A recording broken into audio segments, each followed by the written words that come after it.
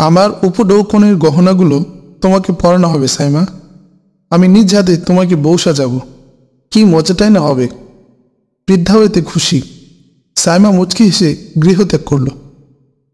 বিকেল আনুমানিক 3টার দিকে তোরা ভারণী এবং মৌলভী জুবায়ের আলওয়ানি এসে আল্লামা নজির আহমদ আলওয়ানি সাহেবের নিকট পৌঁছলেন।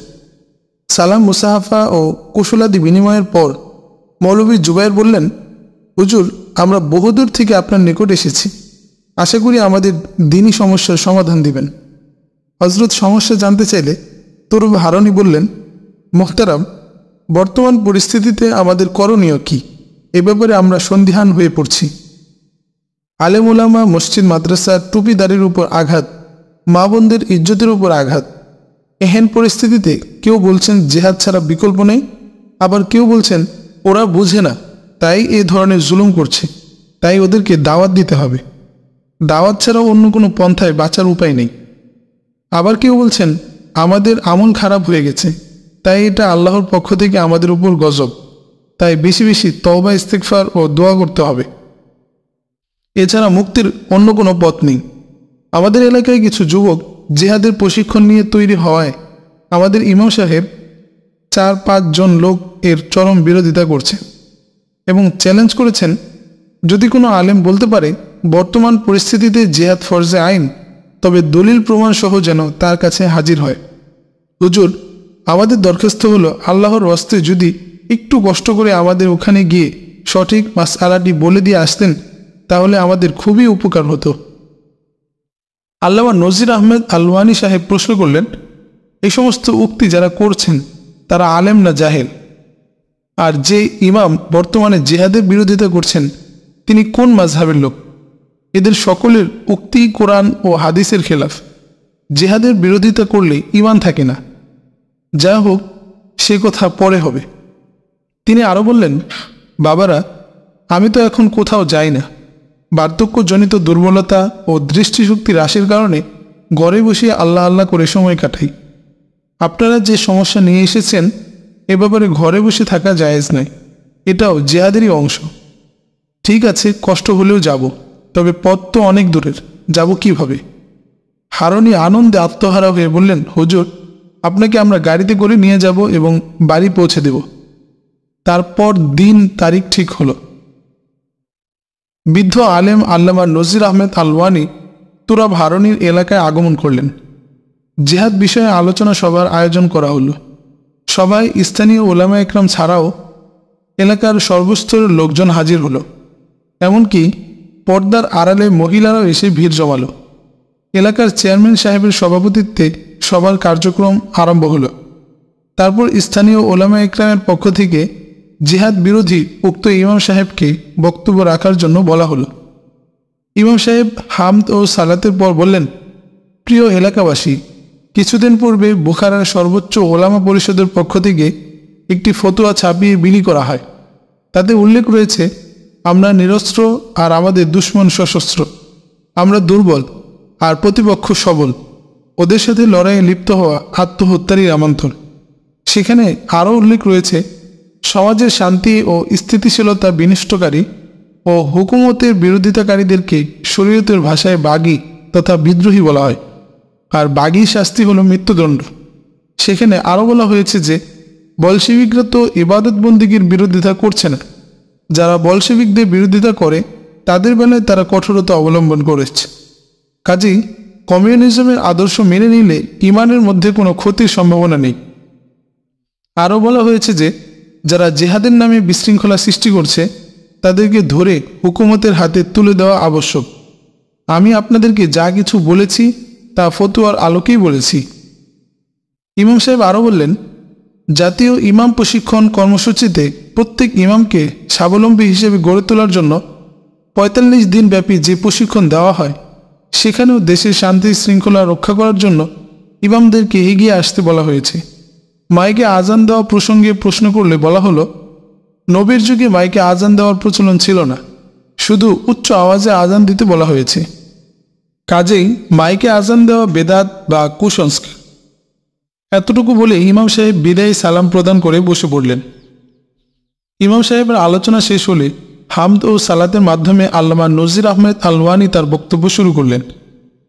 প্রিয় দেশবাসী, আজ বার্ধক্যজনিত দুর্বলতা উপেক্ষা করে মৃত্যুর বেলাভূমিতে দাঁড়িয়ে আমি পবিত্র কোরআন ও হাদিসের আলোকে কিছু বলতে ইচ্ছা করেছি। আমার দিল সাক্ষ্য দিচ্ছে, আজকের আলোচনার পর আমি আর বেশি দিন আপনাদের মাঝে থাকব না। আমার অন্যান্য ভাইদের সাথে আমিও জান্নাতে মিলিত হব। হয়তো আমাকেও শহীদ করে দেওয়া হবে। হয়তো এটাই আমার জীবনের শেষ আলোচনা। কাজেই আশা রাখি আপনারা দিলের কান দিয়ে আমার কথাগুলো শুনবেন। সময়ের স্বল্পতায় দীর্ঘ আলোচনা করা সম্ভব নয়। আমি বিভিন্ন কিতাবাদি থেকে সংক্ষিপ্ত আলোচনা করব। প্রিয় দেশবাসী, বর্তমানে পৃথিবীতে যে কটি শাসন ব্যবস্থা চালু আছে তন্মধ্যে গণতন্ত্র, সমাজতন্ত্র, রাজতন্ত্র ও সামরিক শাসনই উল্লেখযোগ্য। এই চারটি শাসন ব্যবস্থার কোনোটিকেই ইসলাম সমর্থন করে না। এগুলো মানবরচিত আইন বা বিধান। আইন প্রবর্তনের একমাত্র মালিক আল্লাহ। উক্ত আইন বা শাসন ব্যবস্থাগুলো কোনোটি সরাসরি কুফরি, আবার কোনোটি পরোক্ষভাবে কুফরি। কাজেই এই সমস্ত শাসন ব্যবস্থা পরিহার করা ওয়াজিব। আর ইসলামী শাসন ব্যবস্থা চালু করা প্রত্যেকের উপর ফরজ। যারা কমিউনিজমে বিশ্বাসী তারা আল্লাহর অস্তিত্বকে বিশ্বাস করে না, সুতরাং তারা কাফের। প্রিয় দেশবাসী, আপনারা জানেন বলশেবিকরা হাজার হাজার হক্কানে আলেমকে শহীদ করে দিয়েছে। তাদের অপরাধ, তারা পবিত্র কোরআন ও হাদিসের কথা বলতেন, সত্য ও হক কথা বলতেন। তাছাড়া আরও একটু অপরাধ ছিল, তারা জেহাদ করা ফরজ বলতেন। এগুলো ছাড়া তাদের আর কোনো অপরাধ ছিল না। জেহাদের বিরুদ্ধে যে সমস্ত আলেম ফতোয়া দিয়েছেন তাদের মধ্যে কোরআন হাদিসের তেমন এলেম নেই। অল্প কয়েকজনের নাম যদিও ফতোয়ার কাগজে আপনারা দেখেন, তাতে বল প্রয়োগের মাধ্যমে তাদের থেকে দস্তখত নেওয়া হয়েছে।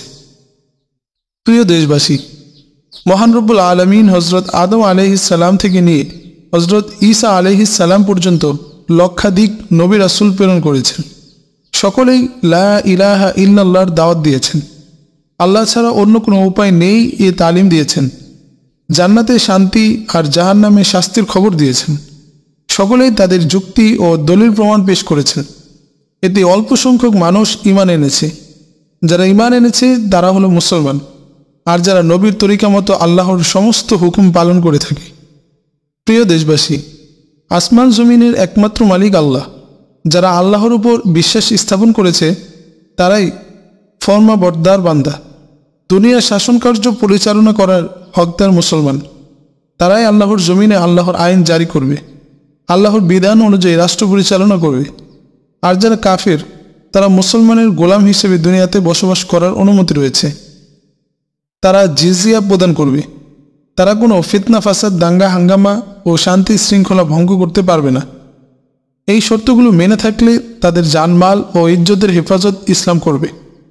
এই সমস্ত শর্ত মেনে যদি তারা ৩৩ কোটি দেবতার পূজা করে তবে ইসলাম বাধা দিবে না। কিন্তু পরকালে আল্লাহ তাদের জন্য মর্মন্তুদ আযাব দেবেন এবং শাস্তির ব্যবস্থা করবেন। প্রিয় দেশবাসী, ১ লাখ বা ১.৫ লাখ নবীকে আল্লাহ তাআলা দলিল প্রমাণ সহ প্রেরণ করে মানবজাতিকে দিন বোঝানোর চেষ্টা করেছেন। তারপরও বেঈমানরা ঈমান আনয়ন করেনি। তদুপরি তারা ফিতনা ফাসাদে লিপ্ত হয়ে দ্বীনের দীপ শিখাকে নির্বাপিত করতে চায়। মনে হয় আল্লাহ তাআলা অতিষ্ঠ হয়েই কিয়ামতের পূর্বক্ষণে আমাদের প্রিয় নবী সাইয়্যিদুল মুরসালিন রাহমাতুল্লিল আলামিন খাতামুন নবিয়্যিন আমিরুল মুজাহিদিন হযরত মুহাম্মদ সাল্লাল্লাহু আলাইহি ওয়াসাল্লামকে তলোয়ার দিয়ে প্রেরণ করেছেন, বল প্রয়োগের মাধ্যমে কুফরি ফিতনার মূলোৎপাটন করে শান্তি ও স্থিতিশীলতা প্রতিষ্ঠা করতে। মহানবী সাল্লাল্লাহু আলাইহি ওয়াসাল্লাম ইরশাদ করেছেন, আমাকে কিয়ামতের পূর্বক্ষণে তলোয়ার দিয়ে প্রেরণ করা হয়েছে এজন্য যে লা শরীক আল্লাহর ইবাদত সুপ্রতিষ্ঠিত হয় এবং তলোয়ারের নিচে আমার রিজিকের ব্যবস্থা করা হয়েছে।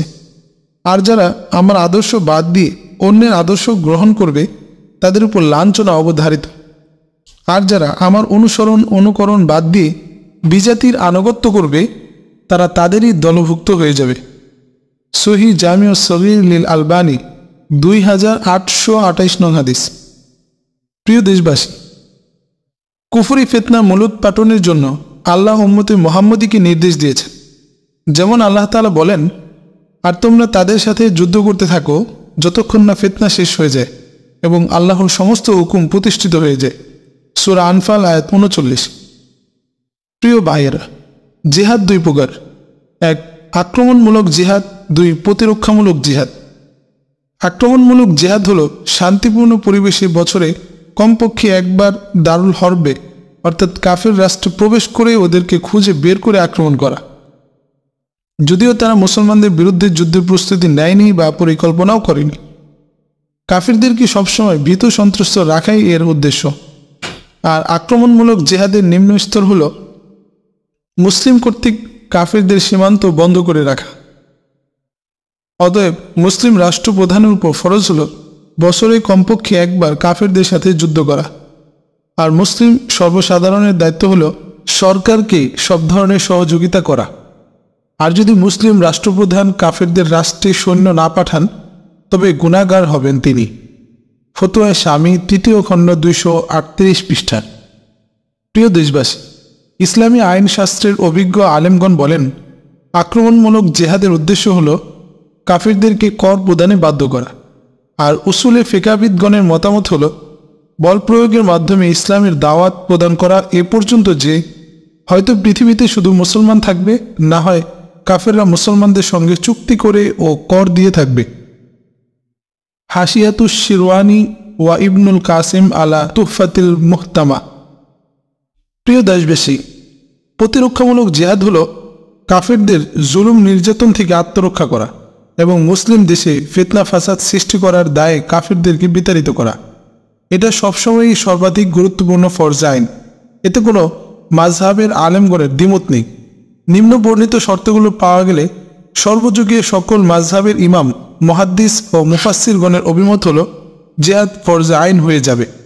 শর্তসমূহ হল: এক, কাফেররা লড়াইয়ের উদ্দেশ্যে মুসলিম ভূখণ্ডে প্রবেশ করলে; দুই, কাফের ও মুসলমানগণ যুদ্ধের মুখোমুখি হলে; তিন, রাষ্ট্রপ্রধান কাফেরদের সাথে যুদ্ধের জন্য আহ্বান করলে; চার, কোনো মুসলমান কাফেরদের হাতে বন্দী হলে। উল্লেখিত শর্তগুলো পাওয়া গেলে সকল মুসলমানের উপর জিহাদ ফরজ আইন হয়ে যায়। তখন সন্তান পিতামাতার অনুমতি ছাড়া, স্ত্রী স্বামীর অনুমতি ছাড়া, গোলাম মালিকের অনুমতি ছাড়া, ঋণগ্রস্ত ব্যক্তি পাওনাদারের অনুমতি ছাড়াই জিহাদে যোগদান করতে পারবে। কারো অনুমতির প্রয়োজন হয় না। যে শহর বা এলাকা কাফের কর্তৃক আক্রান্ত, সে শহর বা এলাকার জনসাধারণের উপর জিহাদ ফরজ আইন হয়ে যায়। উক্ত এলাকার জনসাধারণ যদি জিহাদ করে পরাজিত হয় বা অলসতা করে বা ভয়ে জিহাদ না করে, তবে পার্শ্ববর্তী মুসলমানের উপর জিহাদ ফরজ আইন হয়ে যায়। এতে রসদপত্র, বাহন ও খাদ্যদ্রব্যের ব্যবস্থা থাকুক বা না থাকুক। আহনাফ সহ সকল মাযহাবের ইমামগণের অভিমত এটাই। ইখতিয়ারুল ইসলামিয়া ফতোয়ায়ে কুবরা ৪র্থ খণ্ড ৬০৮ পৃষ্ঠা। প্রিয় দেশবাসী, হানাফি মাযহাবের আল্লামা ইবনে আবেদিন বলেন, কাফের কর্তৃক যদি মুসলিম সীমান্ত আক্রান্ত হয় তবে সীমান্তবর্তী মুসলমানদের উপর জিহাদ ফরজ আইন হয়ে যায়। আর দূরবর্তী মুসলমানদের উপর হয় ফরজে কিফায়া। নিকটবর্তী মুসলমান যদি জিহাদ করে শত্রু বাহিনীর অগ্রযাত্রা রুখতে না পারে বা অলসতা করে বা ভয়ে জিহাদ না করে, তবে পার্শ্ববর্তী মুসলমানদের উপর নামাজ, রোজা, হজ ও জাকাতের মতোই জিহাদ ফরজ আইন হয়ে যায়। এমত অবস্থায় কারোর জন্য জিহাদ থেকে বিরত থাকার অবকাশ নেই। এভাবে সারা দুনিয়ার মুসলমানদের উপর জিহাদ ফরজ আইন হয়ে যায়। ফতোয়ায়ে শামী ৩য় খণ্ড ২৩৮ পৃষ্ঠা। আল্লামা কাসেমি রহমতুল্লাহ, আল্লামা ইবনে নুজাইম এবং ইবনুল হুমাম এ ধরনের ফতোয়ায় প্রদান করেছেন। বাদায়ুস সানায়ে ৭ম খণ্ড ৭২ পৃষ্ঠা, আল বাহরুর রায়েক ৫ম খণ্ড ১৯১ পৃষ্ঠা, আল ফাথুল কাদির ১৯১ পৃষ্ঠা। মালিকি মাযহাবের অভিমত হল, দুশমন যদি হঠাৎ করে মুসলমানদের উপর আক্রমণ করে বসে, তখন দুশমনকে প্রতিহত করার জন্য সকল মুসলমানের উপর জিহাদ ফরজ আইন হয়ে যায়। এমত অবস্থায় নারী, পুরুষ, দাস, দাসী, ছেলে মেয়ে, গোলাম, মনিব ও শিশু এবং ঋণগ্রস্ত ব্যক্তি সকলেরই জিহাদে অংশগ্রহণ করতে হবে। হাসিয়ায়ে দুসুকি ২য় খণ্ড ১৭৪ পৃষ্ঠা। শাফিঈদের মতামত হল, কাফের বাহিনী যদি যুদ্ধের উদ্দেশ্যে কোনো মুসলিম শহরে প্রবেশ করে, তবে ৪৮ মাইলের ভিতরে যারা বসবাস করবে তাদের উপর জিহাদ ফরজ আইন হয়ে যায় এবং ওইসব লোকদের উপরও জিহাদ ফরজ হয়ে যায় যাদের উপর স্বাভাবিকভাবে জিহাদ ফরজ হয় না। যেমন শিশু, কৃতদাস, ঋণগ্রস্ত ব্যক্তি ও নারী। নেহায়াতুল মোহতাজ 8ম খণ্ড 58 পৃষ্ঠা। হাম্বলীদের মতামত হল, 1. কাফিররা যুদ্ধের জন্য মুসলমানদের মুখোমুখি হলে। 2. কাফিররা যুদ্ধের উদ্দেশ্যে মুসলিম এলাকায় প্রবেশ করলে। 3. মুসলমানদের আমির যুদ্ধের জন্য আহ্বান করলে। সকলের উপর জিহাদ ফরজে আইন। মুগনি 8ম খণ্ড 345 পৃষ্ঠা। আল্লামা ইবনে তাইমিয়া বলেন, মুসলিম ভূখণ্ড দখলের উদ্দেশ্যে কাফিররা যদি মুসলিম দেশে অনুপ্রবেশ করে তবে তাদেরকে প্রতিহত করার জন্য পর্যায়ক্রমে সকল দেশের মুসলমানদের উপর নিঃসন্দেহে জিহাদ ফরজে আইন। মুসলিম দেশগুলোর শরীয়তের দৃষ্টিকোণ থেকে একই দেশের ন্যায়। এমত অবস্থায় কেউ কারো এজাজতের অপেক্ষা করবে না। ইমাম আহমদ রহমতুল্লাহ এর বর্ণনাও এটাই। উক্ত অবস্থাকেই শরীয়তের পরিভাষায় নফির আম, সর্বাবস্থায় জেহাদ ফরজে আইন বলা হয়। ফতোয়া কুবরা 4th খণ্ড 608 পৃষ্ঠা। আল্লামা ইবনে কাসির রহমতুল্লাহ বলেন, রোমানরা মদিনায় আক্রমণের উদ্দেশ্যে সীমান্তে সমবেত হয়েছিল। এখনও তারা মদিনায় প্রবেশ করেনি, আক্রমণও করেনি, শুধু যুদ্ধের প্রস্তুতি নিয়েছিল। এমত অবস্থায় নবীর সাথে মিলিত হয়ে যুদ্ধ করার জন্য আল্লাহ তাআলা আয়াত অবতীর্ণ করলেন। এতে যদি সমস্ত মদিনাবাসীর উপর জিহাদ ফরজ হয়ে যায় তবে আমাদের ভূখণ্ডে কাফিররা তথা বলশেবিকরা মসজিদ মাদ্রাসা বন্ধ করে দিচ্ছে, মা বোনের ইজ্জত হরণ করছে, আলেম ওলামাদের শহীদ করছে, মুসলমানদের ঘর বাড়ি জ্বালিয়ে পুড়ে ভস্ম করে দিচ্ছে, ব্যবসা প্রতিষ্ঠান লুণ্ঠন করছে। এমত অবস্থায় বলশেবিকদের সাথে যুদ্ধ করা ফরজ হবে না কেন? নিশ্চয়ই ফরজ হবে। মুসলমানদের দিন, জানমাল, ইজ্জত ও জ্ঞান বুদ্ধি যে কোনো উপায়ে সংরক্ষণ করা ফরজ। জামিউল আহকাম 8ম খণ্ড 150 পৃষ্ঠা। 1. ইজ্জতের ওপর আক্রমণকারী যদি মুসলমানও হয় তবু তাকে প্রতিহত করা সমস্ত ফকিহগণের মতে ফরজ। প্রতিরোধ করতে গিয়ে যদি হত্যাও করতে হয় তবে তাও করতে হবে। 2. জান ও মালের উপর আক্রমণকারীকে প্রতিরোধ করতে গিয়ে যদি হত্যাও করতে হয় তা করেও প্রতিরোধ করা ফরজ। মালিকি ও শাফি মাযহাবের অভিমতও তাই। যে ব্যক্তি নিজের জান ও মালের সংরক্ষণ করতে গিয়ে নিহত হয় সেও শহীদ। ফতোয়া শামী 5ম খণ্ড 383 পৃষ্ঠা। ইমাম সাহেব আরও বললেন, কেউ যদি কাউকে হত্যার জন্য অস্ত্র উত্তোলন করে তবে সমস্ত মুসলমানের উপর ফরজ হয়ে যায় আক্রমণকারীকে হত্যা করা। এতে কারো দ্বিমত আছে বলে আমার জানা নেই। এমত অবস্থায় আক্রমণকারী ব্যক্তি নিহত হলে জাহান্নামী হবে, যদিও সে মুসলমান হয়, আর মজলুম ব্যক্তি নিহত হলে শহীদ হবে। এটা হলো মুসলমানের উপর আক্রমণ করতে গেলে এই হুকুম। এমত অবস্থায় কাফেররা মুসলমানদের উপর আক্রমণ করলে জিহাদ ফরজ হবে না কেন? অবশ্যই ফরজ হবে।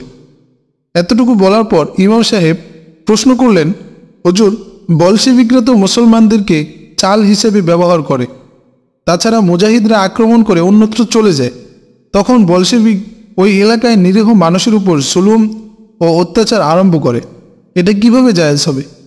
এই প্রশ্নের উত্তরে হযরত নজির আহমদ সাহেব বললেন, শাইখুল হাদিস আল্লামা তাইমিয়া বলেন, কাফিররা যদি মুসলমানদেরকে চাল হিসেবে ব্যবহার করে, তাদের মধ্যে যদি সৎ ও সম্ভ্রান্ত লোকও থাকে, আর যদি হত্যা করা ছাড়া কাফিরদেরকে প্রতিহত করা সম্ভব না হয়, তবে তাদেরকে হত্যা করে হলেও কাফিরদেরকে প্রতিহত করতে হবে, যেন অন্য মুসলমানদেরকে রক্ষা করা যায়।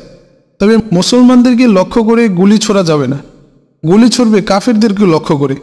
এতে যদি কোনো মুসলমান মারা যায় তাহলে কোনো গুনাহ হবে না। এ ব্যাপারে সকল ইমামই ঐক্যমত পোষণ করেছেন। মাজমাউল ফতোয়া 28 খণ্ড 523 পৃষ্ঠা। প্রিয় দেশবাসী, আল্লাহ তাআলা বলেন, যদি মুসলমানদের দুদল যুদ্ধে লিপ্ত হয়ে পড়ে তবে তোমরা তাদের মধ্যে মীমাংসা করে দাও।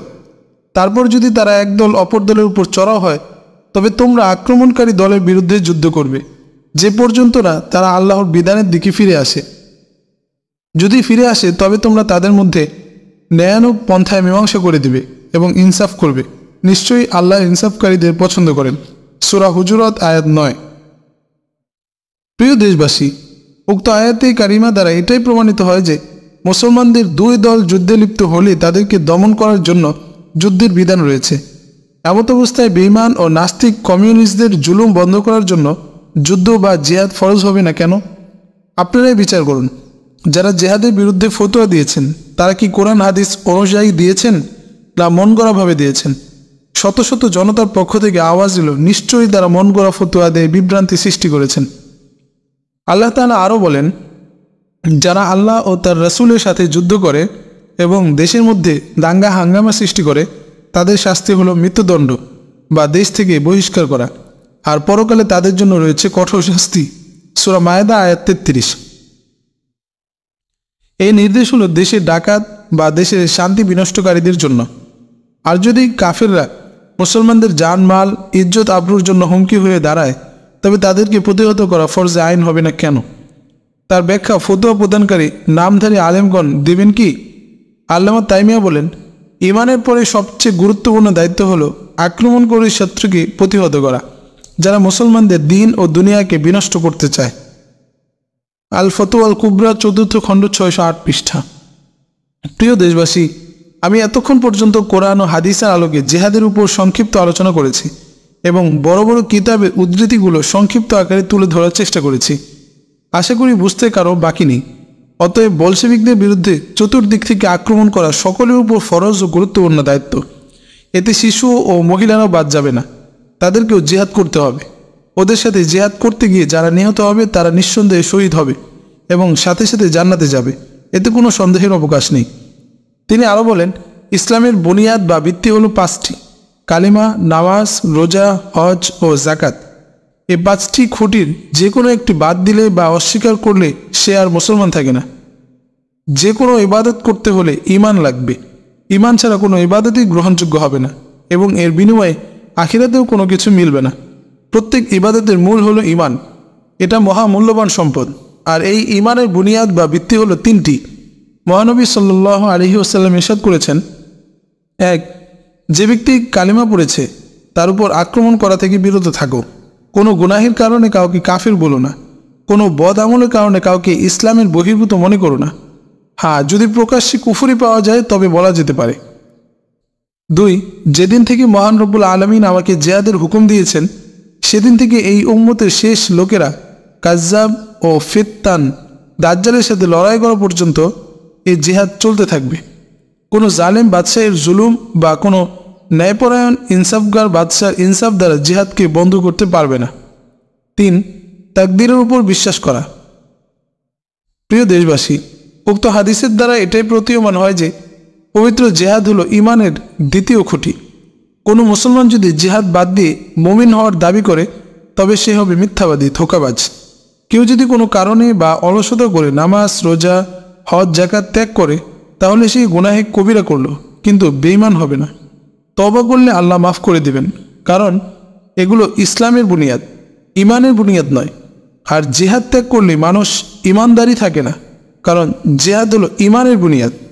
তাই মহানবী সাল্লাল্লাহু আলাইহি ওয়াসাল্লাম খন্দকের যুদ্ধে লাগাতার কয়েক ওয়াক্ত নামাজ তরক করেছেন জিহাদের কাজ করতে গিয়ে। তিনি ইসলামের বুনিয়াদ নামাজ ত্যাগ করে ঈমানের বুনিয়াদ জিহাদকে ঠিক রেখেছে। কাজে জিহাদ ঈমানের গুরুত্বপূর্ণ স্তম্ভ। প্রিয় দেশবাসী, আপনারা নিশ্চয়ই অবগত আছেন যে বলশেভিকরা হাজার হাজার হক্কানি আলেমকে নির্মমভাবে শহীদ করে দিয়েছে এবং হাজার হাজার আলেমকে বন্দী করে নির্যাতন করছে। তাদের অপরাধ শুধু এতটুকু যে তারা হক কথা বলতেন এবং কোরআন হাদিসের সঠিক ব্যাখ্যা প্রদান করতেন। হে আমার মুসলমান ভাই ও যুবক বন্ধুরা, এদেশের বড় বড় মাদ্রাসা ও বড় বড় মসজিদগুলোতে বলশেভিকদের গুপ্তচর ঢুকেছে। তাদের উচ্চ প্রশিক্ষণ দিয়ে আরবি, ফার্সি ও উর্দু ভাষায় পূর্ণ শিক্ষা দিয়ে আলেমের বিষ ধরিয়ে তোমাদের মাঝে ছড়িয়ে দিয়েছে। কেউ শুধু তালিমের উপর জোরালো বয়ান করে, কেউ শুধু দাওয়াতের উপর গুরুত্ব দেয়, কেউ শুধু আত্মশুদ্ধিকেই প্রাধান্য দেয়। একদল অন্য দলকে দেখতে পারে না। এভাবে তারা পুরো জাতিকে বিভ্রান্ত করছে। কেউ এলেম চর্চাকেই একমাত্র দিনের কাজ বলে দাবি করছে, আর নামধারী ব্যবসায়ী পীরেরা আত্মশুদ্ধির দোহাই দিয়ে এটাকেই একমাত্র কাজ বলে দাবি করছে। এই সবগুলো দল পৃথক পৃথকভাবে জিহাদের বিরোধিতা করে, উম্মতকে জিহাদ থেকে বিরত রাখছে। এগুলো হলো বলশেভিকদের অতি সূক্ষ্ম কূটকৌশল। অর্থাৎ মুসলমানদের সমূলে ধ্বংস করার জন্য তালিমের বেশি মাদ্রাসায়, তাবলিগের বেশি তাবলিগে, ইমামের বেশি মসজিদে, পীরের বেশি খানকায় ঢুকে পুরো সমাজকেই তারা গ্রাস করে দিয়েছে। এদের চালাকি সরলমনা মুসলমানগণ মোটেই ধরতে পারে না। প্রিয় ভাই বোনেরা, সাবধান সাবধান সাবধান, ওদের খপ্পরে পড়ে ঈমান হারা হবেন না। এই আগ্রাসন ঠেকাতে হলে জেহাদ ছাড়া অন্য কোনো আমল নেই। হে যুবকরা, তোমরা জাগো, হাতে অস্ত্র তুলে নাও, দেশ বাঁচাও, দিনকে রক্ষা করো, যাকে যাকে শাহাদাত বরণ করে জান্নাতে চলো। ওই সমস্ত গুপ্তচর আলেমের বেশধারী ধোঁকাবাজদের কবলে পড়ে ঈমান ধ্বংস করো না। হে আল্লাহ, তুমি আমাদেরকে তোমার বিধান ফরজ জেহাদকে আদায় করে দিনকে বিজয়ী করা তৌফিক দাও, আমিন। এই বলে আল্লামা নাজির আহমেদ আলওয়ানি সাহেব বয়ান শেষ করেন। উক্ত বয়ানের পর বাড়ি ফেরার পথে বলশেবিকরা আল্লামা নজির আহমেদ আলওয়ানি সাহেবকে নির্মমভাবে শহীদ করে দেয়। আল্লামা নজির আহমেদ আলওয়ানির তেজদীপ্ত ভাষণে বুকাইলির জনসাধারণের ঘুম ভেঙে গেল। জাগরণের নবজোয়ারে হৃদয়ে কানায় কানায় ভরে গেল। টকবগি যুবকদের শিরায় শিরায় ধমনীতে ধমনীতে প্রতিশোধের শোণিত ধারা সঞ্চালন হতে লাগল। শাহাদাতের সুধা পান করার জন্য ব্যাকুল হয়ে উঠল। সারা পড়ে গেল বুকাইলির ঘরে ঘরে। মায়েরা নিজ সন্তানদেরকে জিহাদে যাওয়ার জন্য উৎসাহিত করতে লাগলো। বৌজিরা স্বামীদেরকে জিহাদে যাওয়ার জন্য নানা ধরনের ভর্ৎসনা বাক্য উচ্চারণ করে খেপিয়ে তুলতে লাগলো। পিতারাও মায়াজাল ভিন্ন করে সন্তানদেরকে অস্ত্র হাতে বেরিয়ে যেতে উৎসাহ দিতে লাগলো। এমনকি মহিলারাও স্বামী থেকে যুদ্ধের অনুমতি নিয়ে তৈরি হতে লাগলো। যামিনীর আধার নাশি সূর্যটা পূর্বাকাশে উদিত হয়ে ক্রমশ অগ্নিশর্মা ধারণ করে পুরো পৃথিবীটা যেন জ্বালিয়ে পুড়িয়ে ভস্ম করে দিতে পাগল প্রায়। আবার ক্লান্ত শ্রান্ত ও পরিশ্রান্ত হয়ে মুখ থুবড়ে আস্তে চলে হারিয়ে যায়। সাইমা প্রতিনিয়ত খোবায়েবের আগমনের পথপানে অঘুম নয়নে অপলক নেত্রে তাকিয়ে থাকে। হয়তো হতভাগা এই মুহূর্তে ফিরে আসবে, হয়তো অনাহারে ওর প্রাণবায়ু উষ্ঠাগত, তাই কিছু খাবার সবসময় মজুদ রাখতে হবে, যেন আসার সাথে সাথে সম্মুখে হাজির করা যায়। দূরে কোনো কাফেলা দৃষ্টিগোচর হলেই মনে করে ওই বুঝি খোবায়েব ফিরে আসছে, সংবাদ দিয়ে আসছে আনোয়ার পাশার। হয়তো প্রত্যুষেই আমাদের তুর্কমেনিস্তানের দিকে পা বাড়াতে হবে। এমনিভাবে কত কাফেলা আসে যায়, কিন্তু খোবায়েব আসে না। পালাক্রমে দিনরাত পরিবর্তন হচ্ছে। প্রহরের পর প্রহর, সপ্তাহের পর সপ্তাহ, পক্ষের পর পক্ষ অতিবাহিত হচ্ছে, কিন্তু খোবায়েবের খবর নেই। বিরহ বেদনা সাইমার অন্তর ভেঙে চুরমার করে দিচ্ছে। কুসুম সদৃশ তনু নিস্তেজ ও দুর্বল হয়ে পড়েছে। নীরব নিথর একা একা বসে অশ্রু ঝরাচ্ছে। কেউ তো হৃদয় গহীনে অনুপ্রবেশ করে তার বাস্তব অবস্থা পর্যবেক্ষণ করতে পারে না। তৃষ্ণা সবসময় সাইমার খানাপিনা, অজু গোসল ও আরামায়েশের দিকে নজর রাখে। শাসনের সুরে অনেক সময় সাইমাকে গোসল করানো, খাবার খাওয়া ও বিশ্রাম নেওয়ার জন্য তাকিদ দেয়। তা সত্ত্বেও সাইমার দেহপল্লব কেমন যেন শুকিয়ে যাচ্ছে। মনমরা ও নিরানন্দ জীবনযাপন করছে সাইমা। খোবায়েবের বিরহ দহনেই তার এই অবস্থা। তাছাড়া চোখে তার জিহাদের স্বপ্ন। মনে মনে কত হামলাই না করছে আর বিজয়ের মালা ছিনিয়ে আনছে, তার কোনো ইয়ত্তা নেই। কোনো অভিযানেই সে একা করছে না, খোবায়েবকে সঙ্গে রাখছে সব হামলাতেই। এ ধরনের কল্পনা শয়নে স্বপনে বোর বিহানে সাইমার অন্তরে ঘুরপাক খাচ্ছে।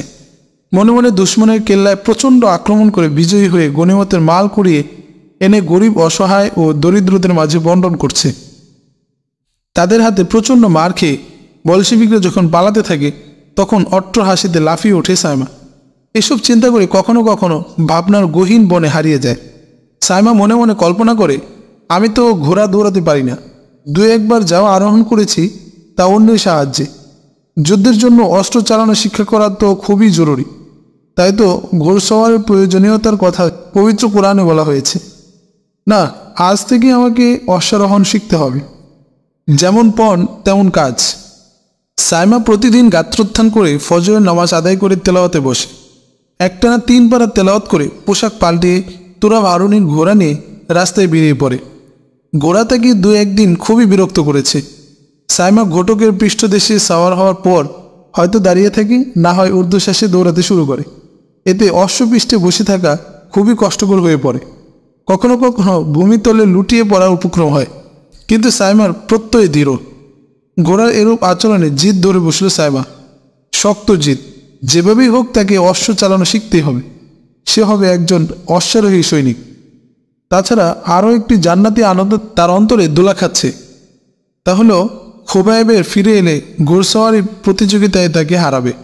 কারণ খোবায়েব ঘোড়সাওয়ারে তত পাকা নয়। খোবায়েবকে হারিয়ে বিজয়ী হবে সাইমা। এসব দুষ্টুমি চিন্তা তার পেটে পেটে। এভাবে 4-5 দিন অক্লান্ত পরিশ্রমের পর সাইমা ও অশ্বের মাঝে এক গভীর সম্পর্ক স্থাপন হলো, যেমন দু মেরুর মাঝে সেতুবন্ধন। কখন কি করতে হয় তা কিছু কিছু ধরতে পেরেছে।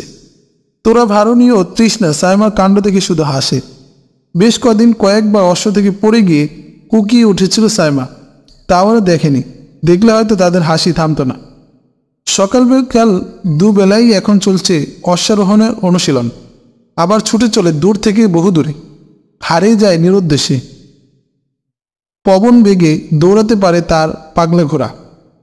আনন্দের সীমা পেরিয়ে ছুটে যায় মহানন্দের উপারে। খুশিতে বাকবাকুম। ঘোড় দৌড় এখন তার নতুন স্বপ্ন। আবার চাঁদনি রাতেও কিছু সময় তাকে অশ্ব নিয়ে দৌড়াতে দেখা যায়।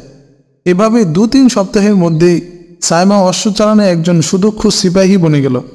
এখন প্রশস্ত রাস্তা থেকে নিয়ে সরু ও আঁকাবাঁকা পথে, পাহাড়ি এলাকায়, বন জঙ্গলেও, কঙ্করময় প্রান্তরে অশ্ব ছুটানো তার জন্য কোনো ব্যাপার নয়। সাইমা খুশিতে বাকবাকুন। মনে মনে ভাবে, খোবায়েব ভাইয়া এবার আসুক, মজা দেখাবো। আরও কত ভাবনা তার মনে।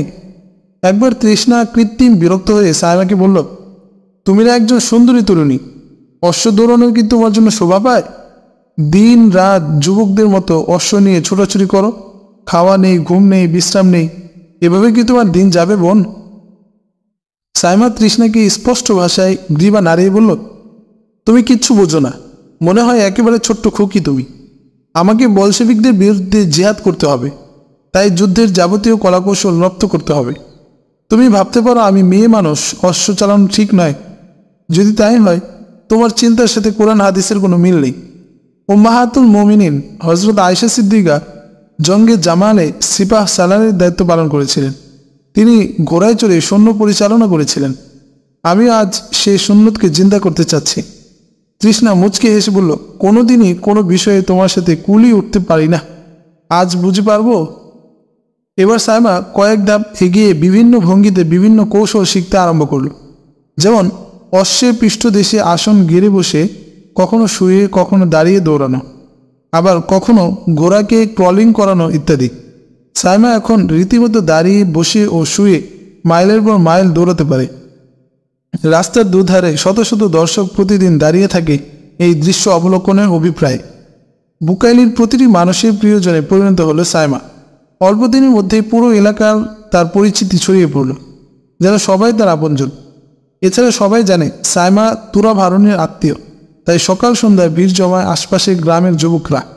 যুবকদের ভালোবাসা উপচে পড়ে সাইমার উপর, কিন্তু সাইমা সবসময় যুবকদের এড়িয়ে থাকতে চেষ্টা করে। তবে সকলের সাথেই হাসি মুখে কথা বলে, মাঝে মধ্যে প্রশিক্ষণের মাধ্যমে যুবকদেরকে আনন্দ দেয়। সাইমা এবার সকলের ভাই, সকলের আপনজন, সকলেরই বন্ধু ও প্রিয়তম। যুবকদের পাশাপাশি যুবতীরাও পিছিয়ে নেই। তারাও রীতিমতো দল বেঁধে সাইমার সাথে দেখা করতে তুরা ভারণীর বাড়িতে যাওয়া আসা করে। সত্যিকার অর্থে সাইমার জন্য পাগল না হয়ে থাকতে পারে এমন কজন আছে। যুবকরা চায় বন্ধু হিসেবে তাকে কাছে পেতে, যুবতীরাও চায় প্রেমিকা সেজে চিরদিন তার সাথে ছায়ার মতো থাকতে। সাইমার কার্যকলাপে মনে হয় সে একজন বিচক্ষণ, চতুর, চঞ্চল ও কর্মঠ যুবক। আবার কথাবার্তায়, আকার আকৃতিতে মনে হয় চঞ্চলা হরিণী, সাদৃশ্য তরুণী, কিন্তু কেউই তার আসল পরিচয় বুঝতে পারে না। সাইমার প্রতি যুবক যুবতীদের যে মমতা ও ভালোবাসা, তাকে কাজে লাগাতে সে ফোন দিয়ে আটতে থাকে। কিভাবে এই যুব সমাজকে দিনের পথে, ধর্মের পথে, জেহাদের পথে ফিরিয়ে আনা যায়, এ নিয়ে সারাক্ষণ ভাবনায় বিভোর সাইমা। অবশ্যই তাদেরকে দাওয়াত দিতে হবে, অন্যথায় আল্লাহর সম্মুখে আসামির কাঠগড়ায় দাঁড়াতে হবে তাকে। সাইমা এরই মধ্যে একদিন অপরাহ্নে তোরা ভারণীর বাড়ির দক্ষিণের সবুজ শ্যামল প্রান্তরে উপস্থিত হয়ে যুবক যুবতী ও তরুণ তরুণীদের লক্ষ্য করে দীপ্ত কণ্ঠে ভাষণ দেয়। ওহে আমার প্রাণপ্রিয় ভাই ও বোনেরা, আজ আমি ভারাক্রান্ত হৃদয়ে, মলিন বদনে তোমাদের 2-4টি কথা বলতে চাই। আশা করি তোমরা মনোযোগ সহকারে আমার কথাগুলো গ্রহণ করবে। ফেল দৃষ্টিতে সবাই সাইমার মুখের দিকে তাকায়। সাইমা সুললিত ভাষায় মধুর কণ্ঠে পবিত্র কালামের পাক থেকে কয়েকটি আয়াত তেলাওয়াত করে বলল, মহামহিম বিধাতা পবিত্র কালামে ইরশাদ করেন, তারা তাদের মুখের ফুৎকারে আল্লাহর নূরকে নির্বাপিত করতে চায়, কিন্তু আল্লাহ অবশ্যই তার নূরের পূর্ণতা বিধান করবেন। যদিও কাফেররা তা অপ্রীতিকর মনে করে, তিনি প্রেরণ করেছেন আপন রাসূলকে হিদায়াত ও সত্য দিন সহকারে, যেন তাকে অপরাপর দিনের উপর জয়যুক্ত করেন। যদিও মুশরিকরা অপ্রীতিকর মনে করে। সূরা তাওবা আয়াত 32-33। উক্ত আয়াতে কারিমা দ্বারা এটাই প্রতীয়মান হয় যে কাফের মুশরিক ও বেঈমানরা আল্লাহর দ্বীনকে নিভিয়ে দিতে উদ্যত হলেও আল্লাহ তা রক্ষা করবেন, যদিও তাদের কাছে তা হলাহল মনে হলো। অপর আয়াতে আল্লাহ নবী ও রাসূল প্রেরণের উদ্দেশ্য ব্যক্ত করে বলেন, আল্লাহ নবী ও রাসূল প্রেরণ করেছেন অন্য সব ভ্রান্ত ধর্মের উপর ইসলামকে বিজয়ী করার জন্য। মানবরচিত যত ধর্ম দুনিয়াতে থাকুক না কেন, একমাত্র ইসলামকেই অন্য সব ধর্মের ঊর্ধ্বে স্থান দিতে হবে। এটা ঈমানের দাবিদার প্রত্যেক মুসলমানের উপর ফরজ। আজ হিন্দু, বৌদ্ধ, ইহুদি, খ্রিস্টান ছাড়াও গণতন্ত্র, সমাজতন্ত্র ও রাজতন্ত্রের প্রভাবে সত্য ধর্ম ইসলামের আলোকরশ্মি ম্লান হতে চলেছে।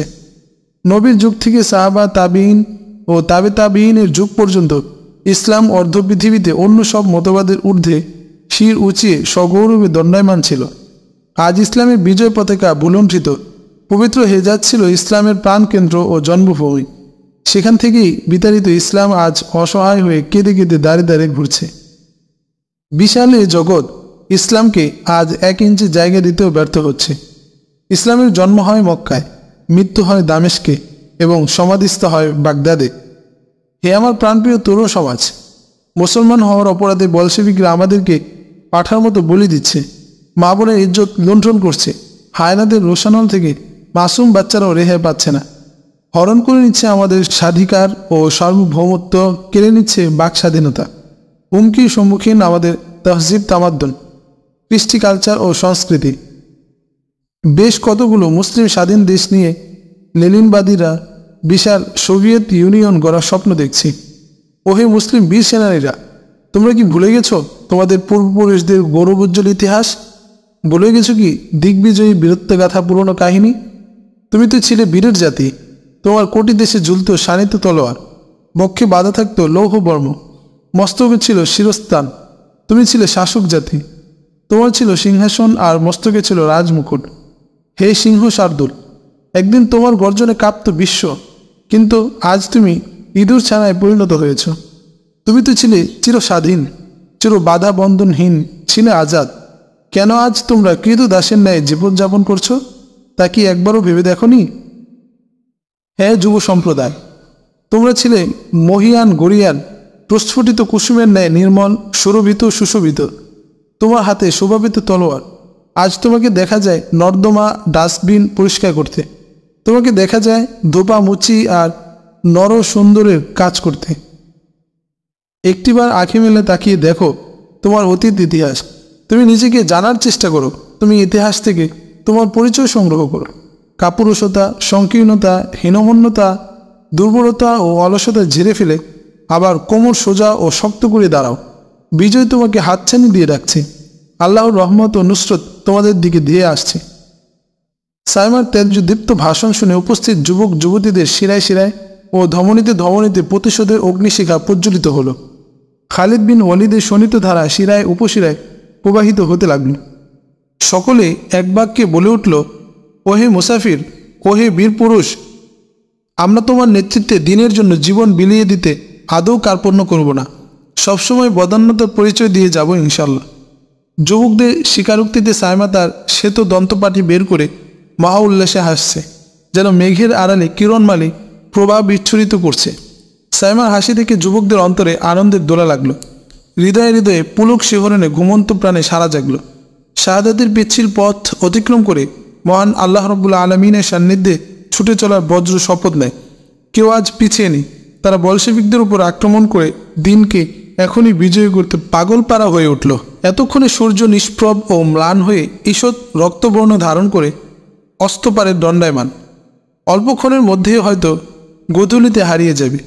সাইমা নামাজের অজুহাতে সকলকে বিদায়ী সালাম জানিয়ে গৃহর অভিমুখে যাত্রা করল।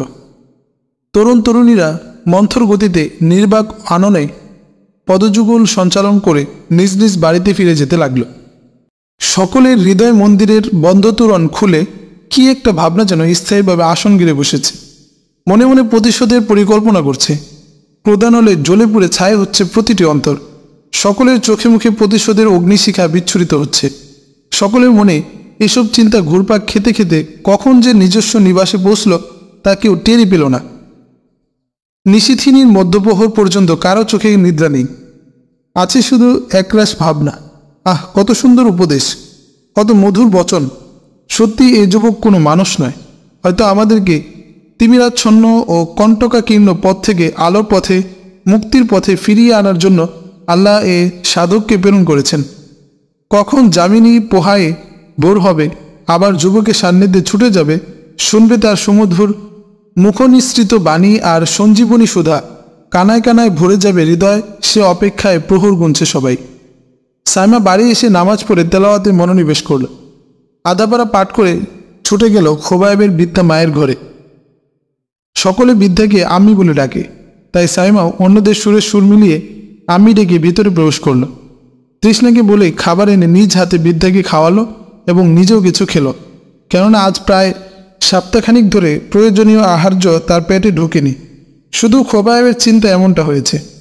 অন্য সব রজনীর মতো বাক্যালাপে সময় ব্যয় না করে বিরহ বেদনা বুকে নিয়ে নিজ কক্ষে গিয়ে শুয়ে পড়ল। তৃষ্ণা সাইমার নীরবতা অবলোকন করে জিজ্ঞেস করল, সাইমা, তোমাকে কেমন অসুস্থ মনে হচ্ছে বোন? সাইমা কোনো উত্তর দেয় না। নিঝুম রাত, আধারে ছেয়ে গেছে চারদিক। অগুম নয়নে হতভাগিনী একাকী শয্যায় এপাশ ওপাশ করছে। খোবায়েবের এখনও কোনো খবর নেই। তাহলে কি সে দুশ্মনের হাতে বন্দী হয়েছে, নাকি আনোয়ার পাশার সাথে যোগ দিয়ে অভিযান চালাচ্ছে?